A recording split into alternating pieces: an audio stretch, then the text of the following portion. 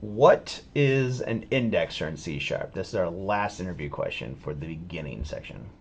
Um, I love indexers. So, Okay.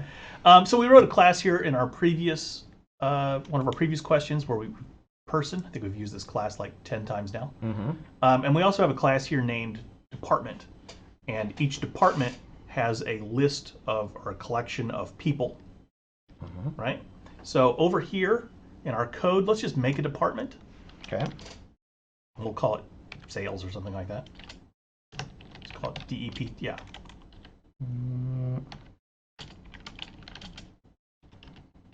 Okay. Now let's go ahead and set up sales dot name equals sales.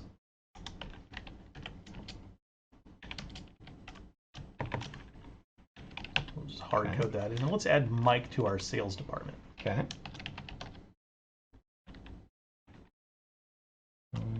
If I could spell sales. I think you're typing a little faster than your fingers want to go.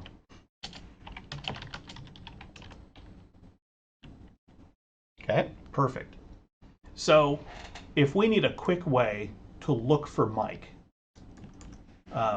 we could do a couple things. We could loop through all the people and find Mike, which is fine. I mean, really, that's what's happening in the background no matter what. If we want to make a quick method to be able to find Mike that has a particular syntax, we can use an indexer. Okay. So let's go ahead and write one. I think it'll make sense once we start writing it. So we're going to say public. Our return type is going to be person because we're returning back the person. And our method name is going to be this. And that's our indicator that we're writing an indexer. Instead of parentheses, we're going to have square brackets. Oh, here. Yeah. There you go.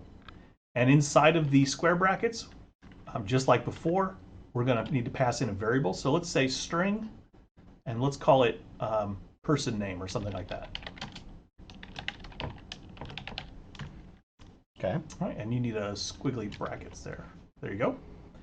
And now all indexers are behind the scenes. They're really properties. Gotcha. So we're going to have a getter or a setter. In this case, we're going to have a getter. I don't think we're going to need a setter. Okay. Now inside of that getter, we're going to write the logic to go find the person that we're looking for. So in this case, that's person name.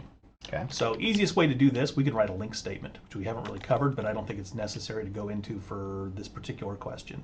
So let's hit enter a couple times here. And let's say return people dot where, do a lambda, and we'll say a dot name equals person name equals person name. Now, to be fancy and technical and everything, we should be looking for nulls, and we should be checking case and all that kind of stuff. But we're going to make it real simple here. We're going to say dot first, or default actually. Okay.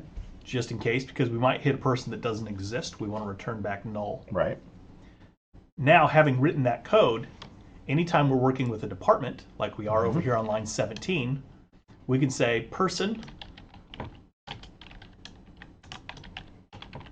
the person we're looking for, equals sales dot, actually not even dot, excuse me, open square bracket,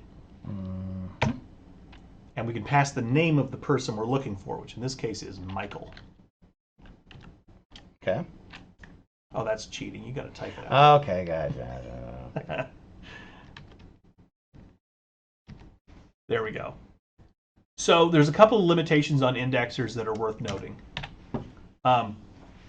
We can't have, unlike normal methods where we can overload them every which way imaginable, we can overload it with different data types. But obviously we can't make two indexers that both take a string because there is no actual method name. It's a real short syntax, and we just put open parentheses.